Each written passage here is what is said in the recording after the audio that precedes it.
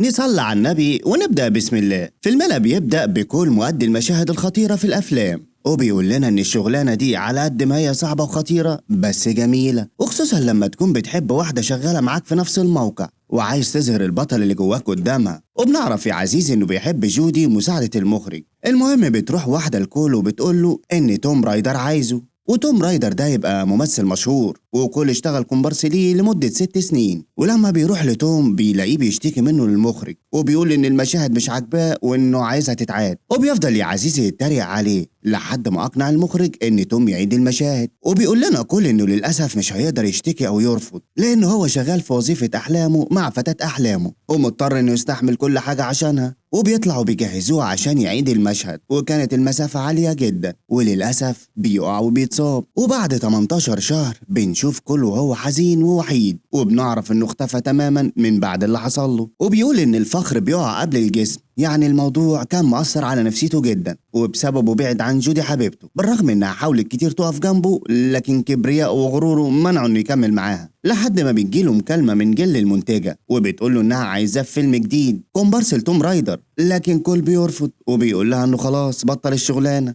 بس لما عرف ان جودي حبيبته هي مخرجة الفيلم وانها طالباه كمان بالاسم، بيحن لزمان وايام زمان، وطبعا بيوافق. وتاني يوم بيسافر، واول ما بيوصل بيحطوه تحت جهاز وبيعملوا له مسح على وشه وجسمه. فبيقول لهم كل اول مره اعرف ان الكومبارس بيتعمل له مسح. ساندي قالت له انها تقنيه جديده، احنا بنستخدم هندسه وشك عشان نقدر نظبطه مع وش الممثل. وبيسيبها وبيطلع بره، وده عشان يشوف جودي. وبيقابل دان صاحبه وبياخده بالاحضان. في الوقت ده كانت جودي بتتكلم مع فريقها على قصة الحب اللي في الفيلم، وبنعرف يا عزيزي إنها هي اللي كاتبة القصة. ولما بتشوف كول بتتصدم وبتقول لهم مين اللي قال له يجي، أنا كنت عايزة هنري. وأتاريها يا عزيزي ما طلبتوش ولا حاجة، بس بتضطر إنها تكمل الشغل. وبيستعد كل المشهد وكان متوتر، وده لأنه بقاله كتير ما اشتغلش، بس بينجح وبيعمل المشهد أحسن من المطلوب منه. ولما عينه جت في عين جودي الاتنين وقفوا وتنحوا في بعض. وبتقول جودي لدان فكرة مين دي إن شاء الله؟ قال لها انها فكرة جل. قالت له انتوا فاجئتوني عشان عارفين اني ما كنتش هوافق. وبيتصدم كول لما بيعرف انها ما طلبتوش، وبيقول لها انه مبسوط باللي هي وصلت له وانه فخور بيها جدا. وبيقول لها انا متاكد انك شاطره في كل حاجه. جودي يا عزيزي كان باين عليها انها لسه بتحبه، بس كانت بتحاول تمسك نفسها، ما بتبينش يعني. وبيبداوا المشهد التاني، وبتقول له جودي ان القصه عباره عن قصه حب خيال علمي بين إلينا وراعي بقر من فضاء. وبتفضل تتكلم عن شخصيه إلينا اللي في الفيلم، وهي اصلا يا عزيزي كانت بتتكلم عن نفسها. وبيفهم كل انها عماله تلقح عليه انه سابها واختفى فجاه.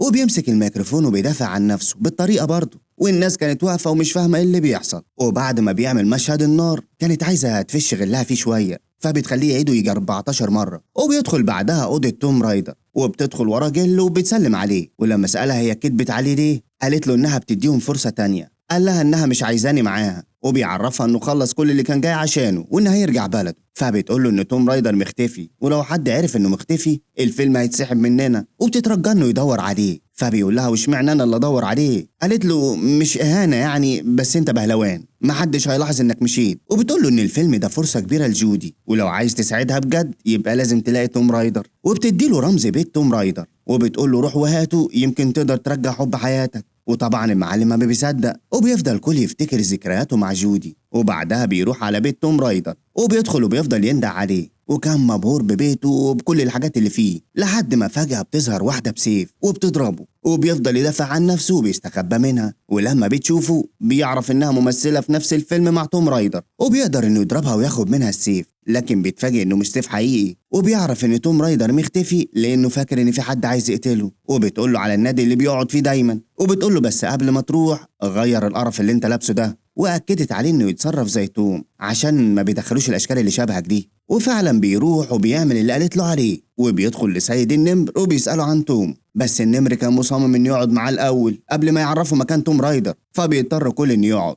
لكنهم بيضحكوا عليه وبيشربوه مشروب فيه مخدر. والنمر بيقول له ان يقوم يرقص له، والرجاله بتقومه عشان يرقص، لكن كل بيدور فيهم الضرب. وبيتفاجئ النمر انه نازل طحن ضرب في الرجاله، بالرغم انه مسطول ومش مركز، بس كان الصراحه نينجا. وبيخاف وبيجري منه بسرعه، وطبعا كول بيروح وراه، وكمنه كان متعود على المشاهد الخطيره فكان بيجري وراه زي القرد. وكمان بيطلع يرمي نفسه على العربيه، وفعلا العربية بتقف. ولما راح للنمر قال له انه عمل اللي اتطلب منه، وبيفهمه انه مدير اعمال توم رايدر هو اللي قال له خدرك. فبيسأله كل على مكان مدير الاعمال ده. النمر قال له انه ما يعرفش مكانه، بس هو دايما بيكون قاعد في فندق بندلتون. انت روح لكيفن واسأل على طبق الفاكهة، وكيفن هيوصلك لأوضته على طول. وفعلا بيروح كل على الفندق اللي قال له عليه. وهناك بقى يا عزيزي بيتفاجئ بجودي، وبتسأله على اللبس اللي لابسه وعن وشه اللي متبهدل ده، وهو اصلا مسطول ومش شايف قدامه. فبيحضنها وبيقول لها انها مذهلة، وبيعرفها انه كان بيجري ووقع لوحده، وان الشنطة بتاعته اتبدلت في المطار، وعشان كده يعني لبس اللبس ده. جودي سألته انت ليه اختفيت وبعدت؟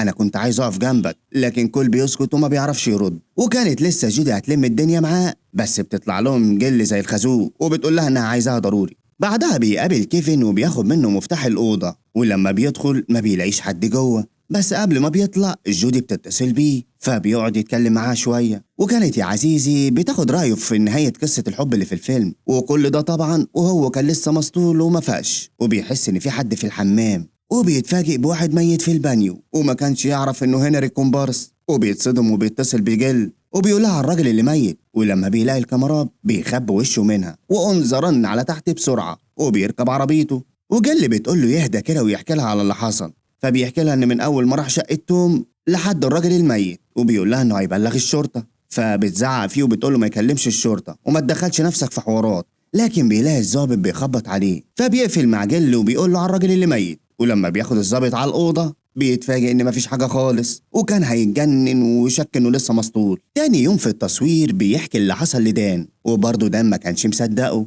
وبتيجي جودي وبتقول له انها فكرت كتير ولقت ان توم رايدر ما ينفعش يمثل اكشن، وبتقول له انا مش محتاجاك تعمل الحيل اللي في الفيلم، انا محتاجاك انت اللي تمثل الفيلم. وطبعا بيوافق كول وبيبدأ التصوير. والصراحة يا عزيزي الجزء ده كان خطير جدا، وده لاننا بنشوف براعتهم في الاخراج وتصوير المشاهد الاكشن. المهم بعد ما خلصوا شوية الشقلباظات، جودي كانت فرحانة جدا بأداء كول، وبتقول له انها رايحة حفلة بعد شوية، وبتطلب منه انه يجي الحفلة. وطبعا بيوافق كول وبيقول لها ده انا اصلا قاعد مستنيكي هناك. وبيجري يغير هدومه عشان يروح الحفلة، لكن بيتفاجئ بجل وهي رايحة له، وبتديله تذكرة وبتقول له يلم حاجاته ويرجع لبلده. امشي وانفد بجلدك احسن لك عشان في حاجات خطيرة بتحصل. فبيقول لها طب وجودي؟ انا ما قلتلهاش حاجة. قالت له انا هفهمها على كل حاجة، بس انت لازم تخلع بسرعة قبل ما الدنيا تخرب فوق دماغك. وبتسيبه وبتمشي، وبيشوف كل بنت شغالة معاهم في موقع التصوير، وبيسمعها وهي بتقول ان جودي مسكينة وان توم رايدر مش هيظهر وهتقفل الاستوديو. وبيحس انها عارفة حاجة، وبيقرر انه يمشي وراها ويراقبها. واول ما خرجت من بيتها بالكلاب قرب عليها عشان يتكلم معاها، وبيشوفوا الكلب وبيجري عليه، وبيقول لها ان الكلب بيحبه عشان اشتغل معاه في افلام كتير قبل كده. وبيسألها امتى اخر مرة شفت فيها توم رايدر، فبتحكي له انها شافته قبل التصوير بكام يوم، وكان هو وهنري شاربين ومسطولين على الاخر، وكمان كانوا بيهزروا مع بعض هزار تقيل.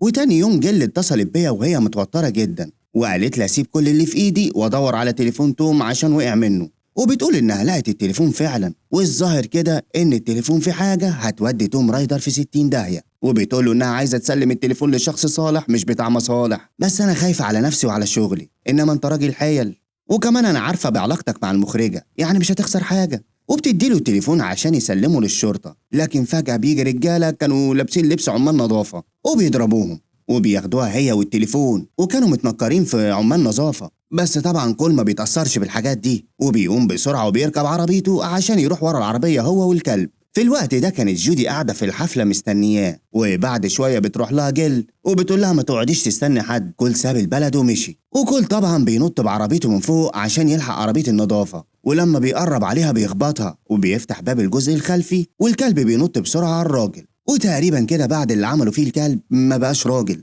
وبينط كل هو كمان على العربية، وبينزل ضرب في الراجل اللي ما بقاش نافع ده وبيوقعه من فوق. وبيجيله واحد تاني وبيضربه، وبيفضل كل يعافر معاه عشان يخلص منه، بس الراجل كان يعمل منه 2 وكان صعب حبتين، وحرفيا هو اتهان واتمرمط. والبنت اللي معاه بتفضل تضرب في السواق، وهي تضرب في السواق وهو يتضرب من الراجل اللي معاه.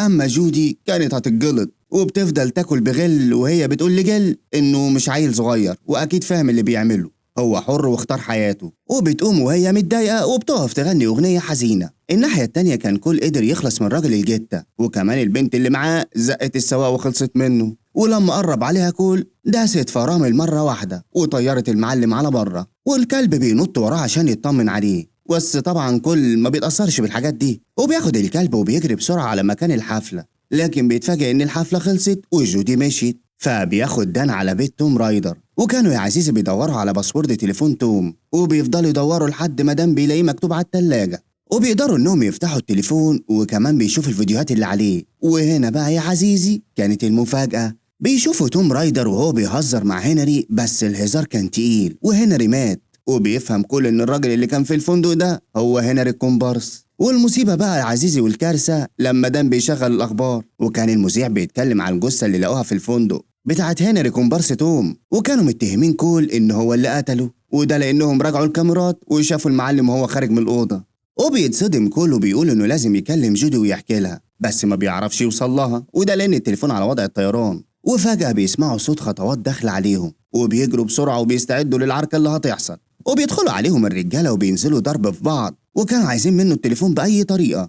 فبيقول كل دان ياخد التليفون هو بسرعة ويسلمه للشرطة، وبيقول له ياخد باله منه لأن ده النسخة الوحيدة من دليل براءته. لكن فجأة بيلاقي التليفون واخد طلقة في النص، والدليل الوحيد بيروح منه. بس هم بيقدروا يخلصوا على الرجالة إلا نفس الجتة ده، ودان بياخد منه السلاح وبيمشي، وكل بيهدده بالمسدس، لكن الراجل بيضربه وبياخده منه وبيموته. وبيتصل على توم رايدر وبيقول له إن كل خلاص مات، بس بيتفاجئ بيه وهو طالع يجري من جنبه، وبيعرف إن المسدس اللي في إيده مش حقيقي. وبيطلع كول وبينط بسرعة من فوق، لكن بيتفاجئ إنه وقع في المخبأ بتاع توم رايدر، وبيمسكوه وبيربطوه. وتوم بيقول له أنت اتغيرت، أنا اللي خليتك مشهور، أنا اللي كنت بكتب اسمك في كل أفلامي عشان تبقى كومبارس مكاني، لكن بعدها أنت اتشهرت وكأنك أنت الممثل مش أنا، وعشان كده كان لازم أوقفك عند حدك وأشوف واحد غيرك. وبنتفاجئ يا عزيزي إن توم هو اللي عطل المكنة ووقع كل من فوق لما صمم إنه يعيد المشهد في أول الفيلم. وبيقول له كان لازم أعلمك درس صغير عشان ترجع تعرف مكانتك الحقيقية. وبيقول له إن هنري ما كانش مختلف عنه،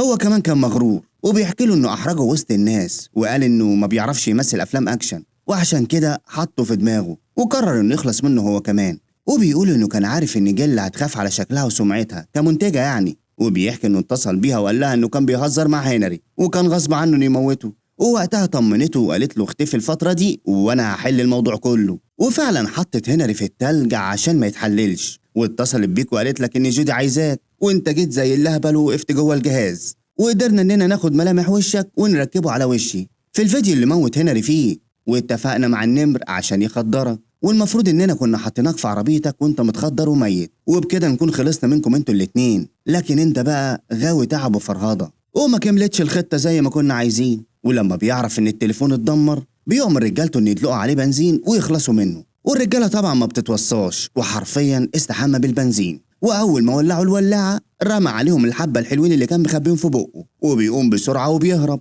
وبيركب في قارب من قوارب توم وبيجري. في الوقت ده جيل بتقول لجودي ان توم متهم بقتل هنري، وبتصدم جودي وبتقول لها استحاله، انت عارفه كل كويس، ده فضل تلت ساعه في الاوضه عندي وما كانش عايز يقتل الصرصار لحد ما خرجه بره الاوضه. لكن جيل قالت لها انه طالع في الفيديو وانه لبس الحوار لبسطين، يعني مش هيطلع منها نهائي. ولما بتشوف رساله من كول بتاخد جيل منها التليفون وبتقع في الميه، بس هي بتنشفه بسرعه عشان توصل لكول، وفعلا بيتصل بيها وبيقول لها لما شفتك اول ما وصلت وسالتيني عن اخباري انا رفعت لك صباعي عشان تعرفي اني كويس، ودي حركه بنعملها في الشغل بعد ما بنط من مكان عالي او ندخل في مشهد نار، لكن انا في الحقيقه ما كنتش كويس، ولو كنت فهماني كنت هتعرفي لما رفعت لك صباعي عشان النط من مسافه عاليه بيوجع، ومشاهد النار برضه بتوجع، بس الحاجه الوحيده اللي وجعتني بجد هو بعدك عني. انا بعدت عشان حسيت بالفشل، لاني كنت فاكر اني شخص جامد ومفيش مني، وما كنتش قادر اشوفك ولا ابص في عينيكي عشان حسيت اني مكسور قدامك. وما اختفتش منك انت بس، انا اختفيت من نفسي كمان. وفجأة بتسمع صوت ضرب نار، ولما سألته انت فين قال لها انه لسه بيحبها وهيفضل يحبها، وقفل السكة في وشها.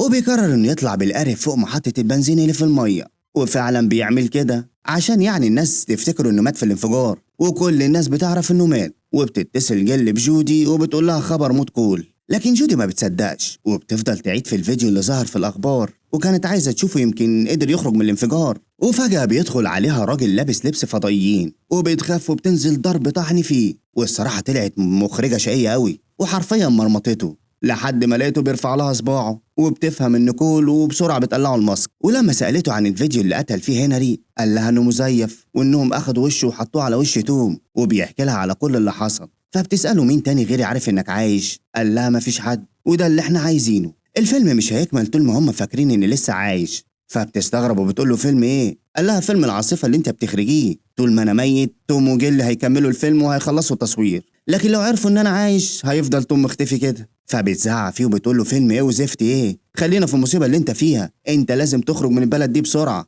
انت اهم عندي من 100 فيلم. لكن كول بيرفض وبيقول لها مفيش منه الكلام ده، الفيلم انت تعبت فيه عقبال ما قدرت تعمليه ولازم تخلصيه للاخر، انت مميزة ولازم تاخدي فرصتك. وبتفرح جودي بالكلمتين وبتظرفه البوسة الحلوة، لكن فجأة جيل بتخبط عليها وبتقوم كول بسرعة وبتخبيه. ولما بتفتح لجيل بتقول لها انها حاولت تساعد كول بس الموضوع خارج عن السيطرة، وبتقول لها انا مش عايزاكي تخافي ولا تقلقي، الفيلم هيكمل وهيكسر الدنيا. وبتقول لها انها طلبت من توم رايدر انه يجي يصور، بس احنا مش هنعمل مشهد العربية وهي بتنط الناحية التانية، ده مشهد صعب وخطير على توم، وخصوصا ان كل مات ومفيش كومبارس تاني. فبتقول لها انها هتهتم بكل حاجه، وجل بتعرض عليها انها تسافر تغير جو، لكن جودي قالت لها ان ده فيلمها وانها كويسه وهتكمل الفيلم، وانها اتعلمت منها انها ما تستسلمش ابدا، وكمان طلبت منها تطلع دلوقتي عقبال ما تجهز نفسها. وبتقول لكل انها عندها خطه وانها هتخلي توم يعترف جوه الفيلم باللي عمله كله. وفعلا توم بيصور جزء من الفيلم، وبتطلع جودي وبتشجعه وبتقول له مش ناقص غير مشهد العربيه وهي طايره. فبيتوتر وبيقول لها انه مش هيقدر يعمل المشهد ده، لكن جودي بتطمنه انه مش هيبقى حقيقي، وبتؤمر الرجاله انهم يستعدوا كلهم، وبيركبوا كلبشات في ايد توم وبتقول له انها تابعه المشهد، وبيركب توم العربيه وبيمثل المشهد اللي مطلوب منه. لكن فجاه بيلاقي كول بيركب جنبه وبيغير مكان الطاره وبيسوق العربيه، وكانت الكاميرات لسه بتصور المشهد والناس كلها شافت خوم توم وتوتره. ولما الرجاله بتاعته جريت وراه كانت محضره جودي الكنابل في الفيلم وكملت تصوير الفيلم عادي جدا، ورجاله توم ما كانوش شايفين اي حاجه وعربيتهم بتتقلب. اما توم كان هيعملها على روحه من الخوف، وبيوقعوا كل في الكلام وبيجرجروا وبيخليه يعترف بكل الخطه اللي كان عاملها، وان هو اللي قتل هنري ولبسه الليله، وبيعمل كل مشهد قفزه العربيه اللي الكل كان خايف يعمله، وكل ده كان بيتصور. وبتجري بسرعة جيل على مهندس الصوت وبتهدده عشان يديها الاعتراف اللي سجله لتوم، وفعلا بتاخده منه. ولما حاولت جودي تمنعها زعقت فيها وقالت لها انتوا كلكم صغيرين وانا سبب نجاحكم كلكم، وبتسيبها وبتركب الطيارة هي وتوم رايدر، وبسرعة بتركب جودي العربية هي كمان، وبيجري كله بيتشعلق في ستاند الكاميرا. واول ما بيقرب للطيارة بتلف جودي بالعربية وبيطير كل في الجو وبيمسك في الطيارة وبيطلع وبيضرب توم، وكان عايز ياخد الاعتراف اللي سجله لتوم، وبيفضلوا يتخانقوا مع بعض شوية في الجو. وتحت فريق جودي بيحضر البالون وبيستعدوا كلهم عشان لو كل وقع، وبيقدر كل إن يضحك على توم وجيل وبياخد منهم الاعتراف، وبيسيبهم كل وبينط لتحت وبيقع على البالون وهو معاه التسجيل، وبتجري عليه جودي حبيبته عشان تطمن عليه. وبعد فترة بيتعرض أول فيلم لجودي وبينجح وبيكسر الدنيا، وكان بطل الفيلم بقى يا عزيزي مش توم ولا كول، ده كان المعلم أقوى من ذات نفسه الأستاذ جيسون موموا. وجودي وكول بيرجعوا لبعض والدنيا بتبقى جميلة وقشطة صباح الفل. وبيخلص الفيلم ده على كده. لايك بقى يا عزيزي وما تبخلش عليا بالكومنت الجميل، واشوفكوا الفيلم الجاي.